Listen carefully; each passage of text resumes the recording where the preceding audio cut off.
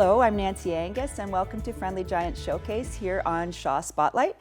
We have a great group of people who have been working diligently since 2017. They're called our Giants. The Giants, of course, stands for Grand Individuals Aging with Neighbors in Thunder Bay. And all of us as seniors have tips to share with other seniors about our community, how to be a good neighbor, how to reach out to people in the community, and how to kind of build a stronger Thunder Bay. So I want to start off today's show with a really powerful video, one of my favorites of our digital story series, made by Lynne Straigh. Lynne talks about growing up in a community in Thunder Bay and Current River, and having an opportunity to still be in that community and see some of the changes that she's experienced as a neighbor in Thunder Bay. So sit back, watch Lynne's video, and I'll be back in a couple of minutes. We'll talk a little bit about it, and we'll hear something about co-housing.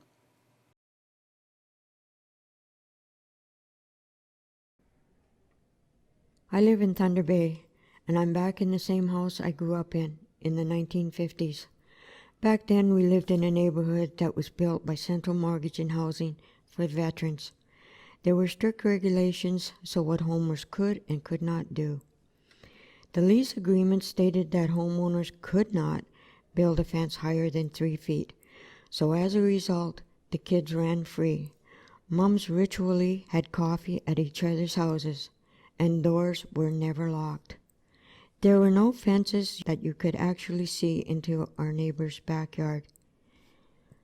When I needed my mother, I would go into the upstairs, look out of the bedroom window, and see if she was having coffee with our next door neighbor. If she wasn't there, I would go out to the bedroom on the other side of our house and look out to see if she was in the kitchen of another house. In those days, neighbors knew each other, and if you needed help, it was easy to find someone. It's different now. Backyard fences are everywhere, and it seems people value their privacy more. I miss that openness. On one hand, I enjoy the privacy of my backyard and the beauty of nature around me. But on the other hand, I don't really know my neighbors. I know of them, but I don't really know them. Sure, we say hello to one another in passing, but there are no real conversations, and I miss the warmth, the interaction, and the caring for one another.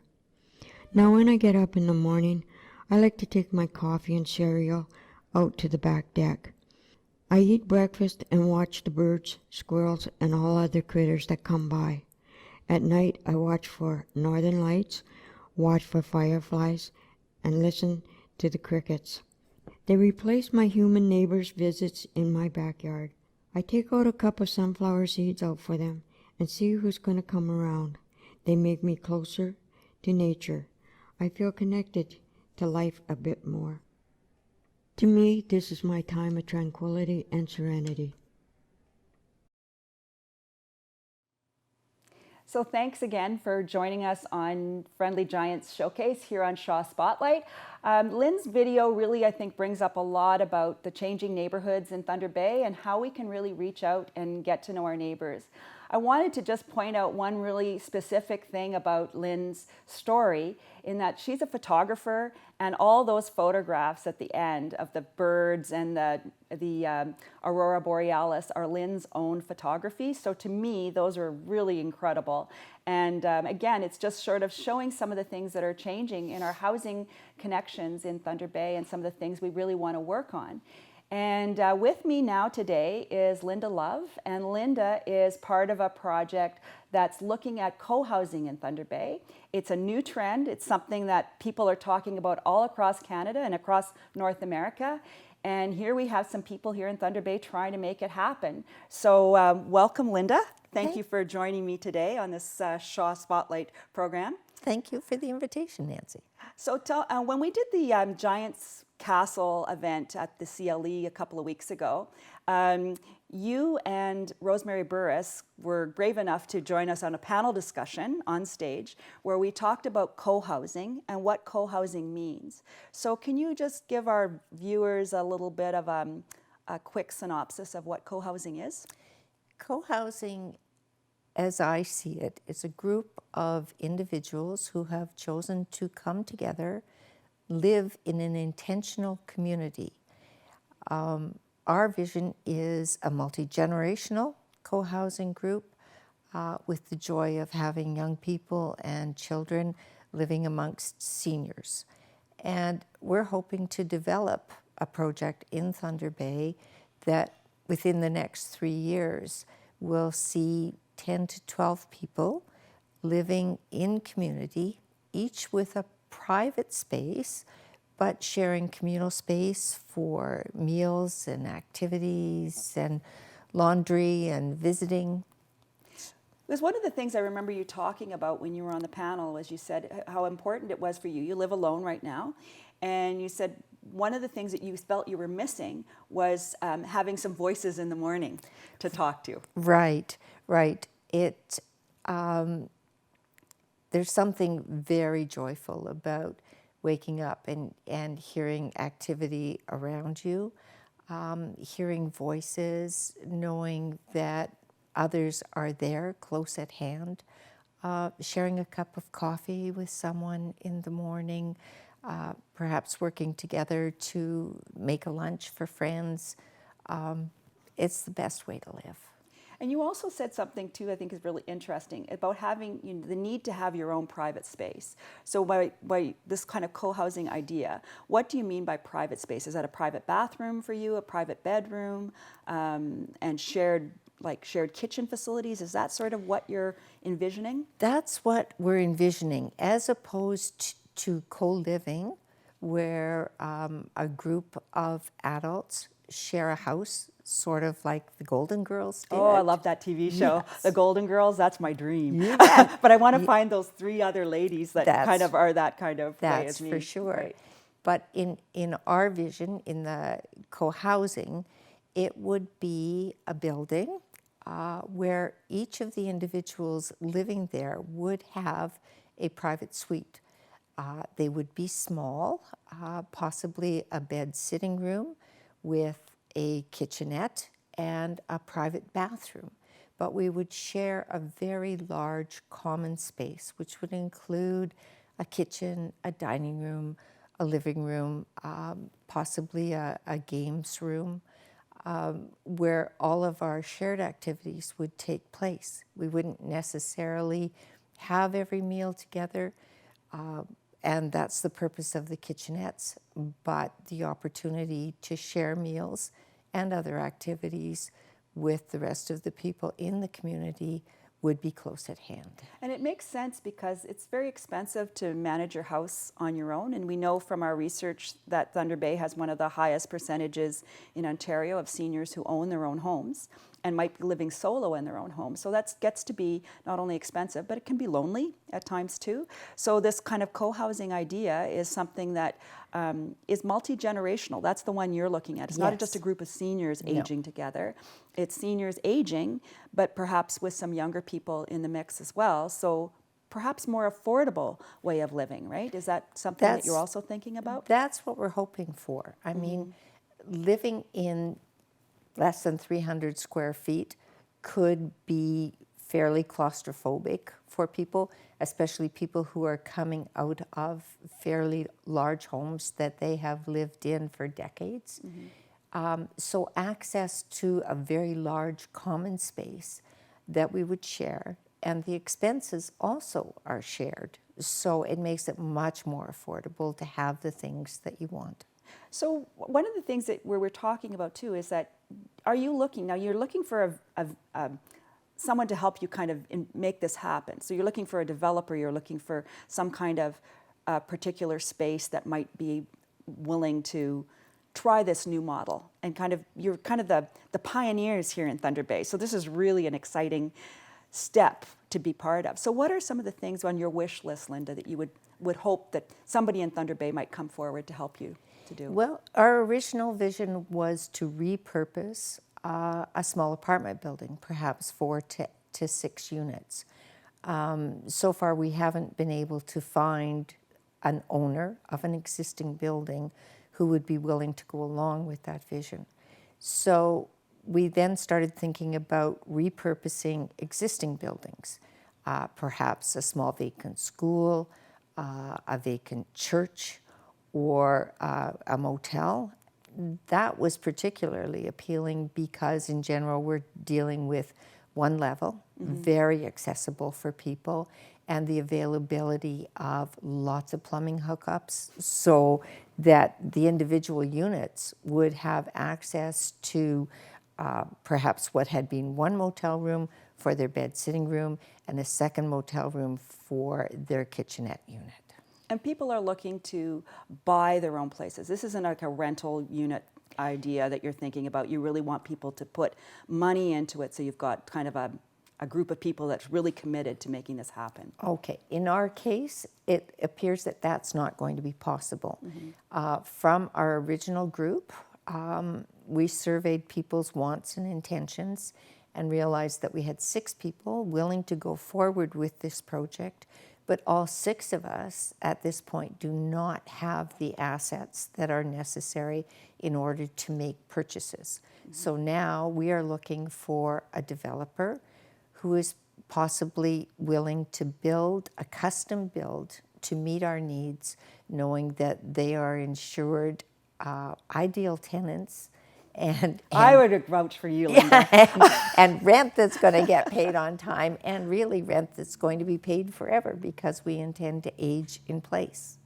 And with a group of people that are kind of a community. It's a community aging in place. It is a community. And you see this happening in the States. And when you talk about a motel, that's really interesting because it's sort of what's happening and how people are kind of saying we want to be in walkable communities when we get older. Right. And that's also a really good thing for young people as well, right? So you're closer to schools, you're closer to the libraries, you've got coffee shops. We all love to drink our coffee. So we want to have a good, a distance that you can walk, but also a place where you can, enjoy your community together. And kind of find that. So how can people find out more about this initiative that you're working on, Linda? Okay, our core group is now working out of the Lakehead Unitarian Fellowship, and we have a dedicated phone line, and people can leave texts or messages there, and one of the volunteers from the group will be glad to call you back.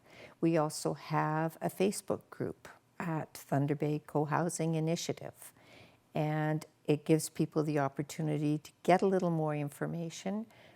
The public are welcome to any of our meetings, and we have a couple of things coming up, one of them being a lunch and learn that's being sponsored by 55 Plus on November 28th. So there will be some advertising for that event, and people can pre-register and come out and meet with us and enjoy a lunch and a discussion on co-housing. And what's that phone number again? Do we have it there? That phone number is 632-2389. Fabulous. Thanks, Linda, and all the greatest success with this project. I think we're all going to be watching for it and cheering you on because, as we know, it's important to be a pioneer in Thunder Bay, and I know you're going to make it happen. Thank you, Nancy.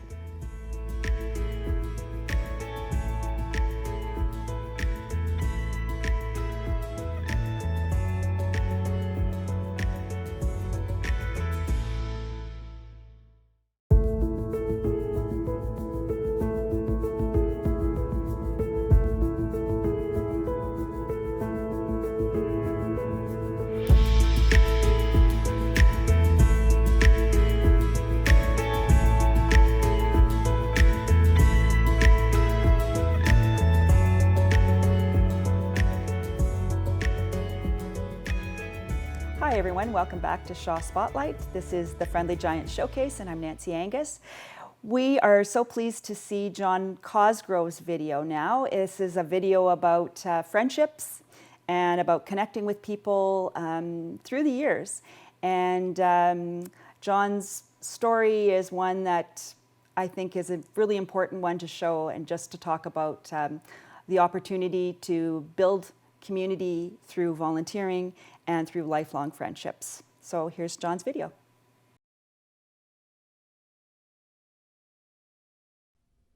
Staying connected is important to me, especially as I age. I'm now deepening my friendships with friends and family, neighbors, hockey buddies, and a men's book club. and with a friend of 40 years. I first met Jacob in the 70s. My wife Jerry and I had an opportunity to teach adults, and so we flew 500 kilometers north of Thunder Bay to Casablanca Lake First Nation for a 6-month assignment. We dropped out of the sky into another world. It was an island of 250 Anishinaabe people, accessible only by float plane. No airstrip, there were no phones, commercial radio, nor daily contact with anyone off the island. Just 3 radio phones for emergencies when signals were available. People fished, hunted, trapped, had fun, and supported one another. And I soon learned that in their world, relationships were more important than status or achievements.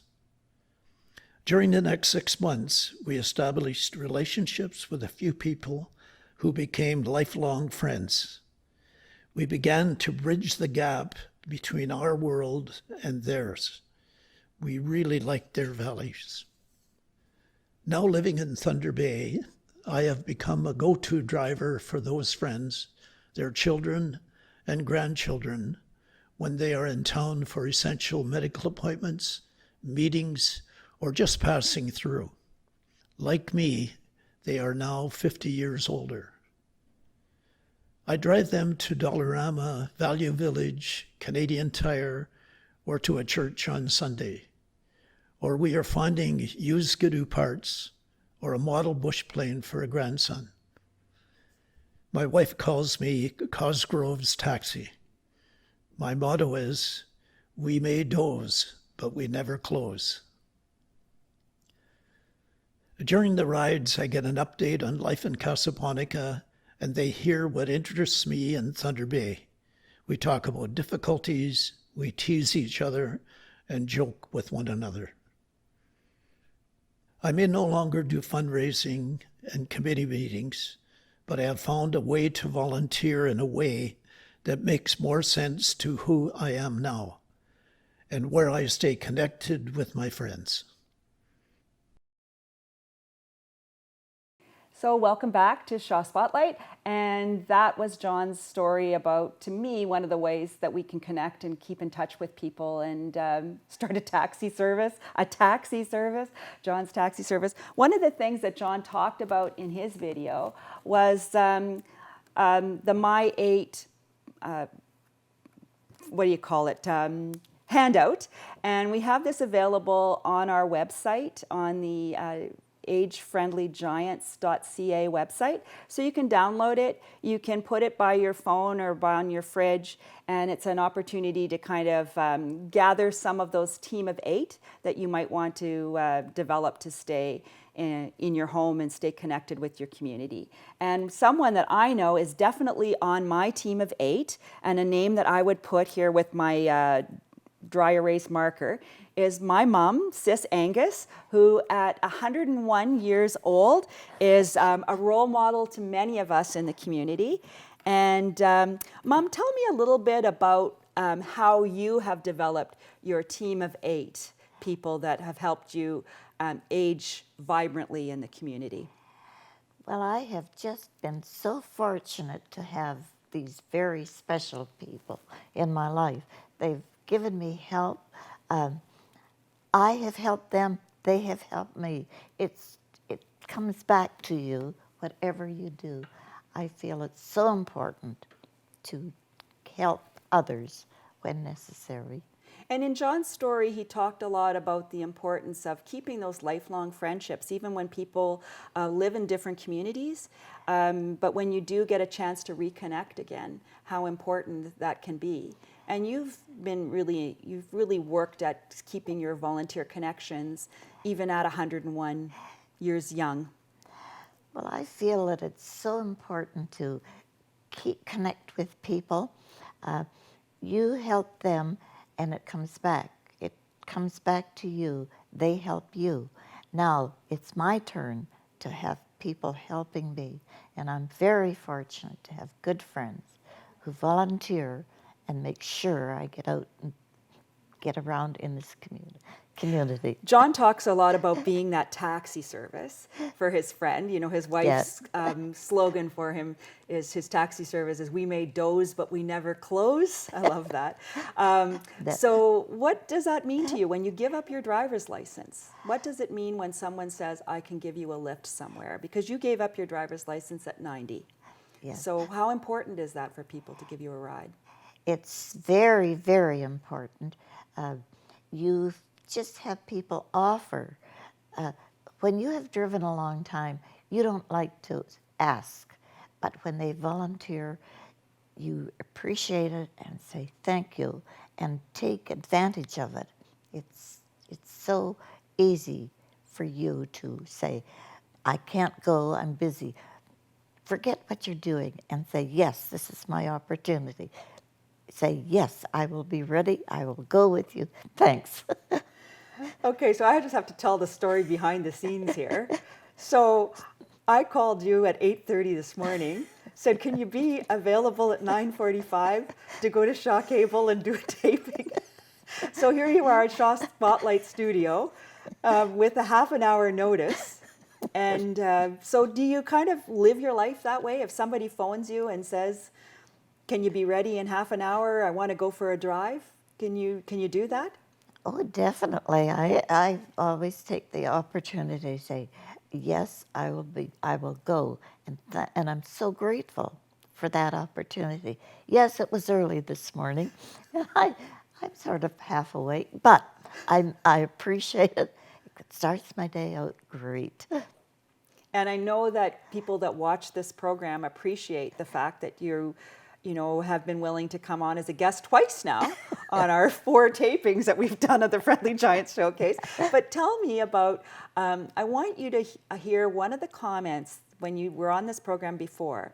I got a call from a 90-year-old lady who said that she wanted to know where you got your hair cut because it meant a lot to her because she said that her hairdresser that she had gone to for a long time, she felt was getting a little bit unsure of working with her because he had to help her get to her car and he was just a little bit, I think she was getting a little bit too frail for him to feel comfortable doing her hair. So she asked where you went and who did your hair because she was kind of looking that maybe it would be an opportunity for her to go to a new hairdresser without hurting this fellow's feelings. So that's just a compliment for you. Yes. And for your hairdresser because I was able to hook them up and that's where that lady was able to go. And when we've got like people that are getting a little bit more seasoned in our community, getting a little bit older, what does it mean to you when like a hairdresser wants to work with older people? Is that important to you? It's very important to you. And to think that this hairdresser was so grateful. She said, it makes you realize how these people come to you. Not only did it help her, the lady that was to get her hair done, but it helped the hairdresser too, and she appreciated. Recently at the Giants Castle event, we had, at the CLE, we had a few people that, we had a variety of small businesses that, and government agencies and nonprofits that really kind of help people to stay in their homes. So they do things like window washing, dog walking, general contracting, so for repairs and eaves troughs cleaning. So how important to you, when you were in your house, would it be to be able to talk to someone face to face so you could kind of fill out your My 8 list with some reputable businesses that you could call? It was good to be able to do that, but I found that people are so kind and they help you, but you must realize that they have their busy time too, so they can't come immediately, but they come quickly, as quickly as possible, and you feel that good feeling of, yes, they will be there. I find it's quite interesting in Thunder Bay now too, is there's a lot of younger people who want to work with the older adults, because we have a lot of us are in Thunder Bay, and so they're looking for advice and suggestions on how they can kind of be good to the senior community. And I think that's exciting when you say that your hairdresser was happy to get a new customer, but also, and it also is something to help the senior, to have someone who feels comfortable working with 90-plus-year-olds and some of the physical frailties that they may experience. So that's that's good. So one of the things that we did at the Giants Castle was we put these little signs on the tables, and I'm just going to read a couple of them to you and see if you can give me a quick answer on those, okay? Yeah. So what's the most helpful thing someone has done for you lately? They have phoned and said, would you like to go and do something tomorrow afternoon at 1:30? And I said, yes, I'd like that very much. And you're going to Kingsway Park School? I'm going to Kingsway. Share a story about any important family heirlooms or things that have been passed down. Is there something that's really important to you that that's been passed along to you? I think of it and I think, what have I got? I've got a vase that came from my mother's house, and it was made in Japan. It's very, very lovely, perfect, and I admire it. I don't know. It's old. It's a treasure. I admire it. So when we see something like that, if you write that story down and we put it with that vase, then that story can stay with the vase, and people can continue to pass along the story. Because a lot of times we don't know about the vase or where it came from, and that's kind of cool to have that story attached to something. What's one chore or task you would like someone else to do for you? What would I like them to do for me? I think just to kind of give me a call, an unexpected call, and say, I just had to feel I wanted to talk to you today, and I appreciate that. One of your comments, Mom, is always look for miracles, and I think that phone call, just out of the blue, is something that can brighten people's day and make such a big impact. So again, I would like to thank you for viewing, and Sis for coming again to be on our Giants Showcase. And it's great to be here in Shaw Studio again, here at Shaw Spotlight. And stay tuned. We'll be back again with another version of Friendly Giants Showcase. I'm Nancy Angus. Thanks for watching.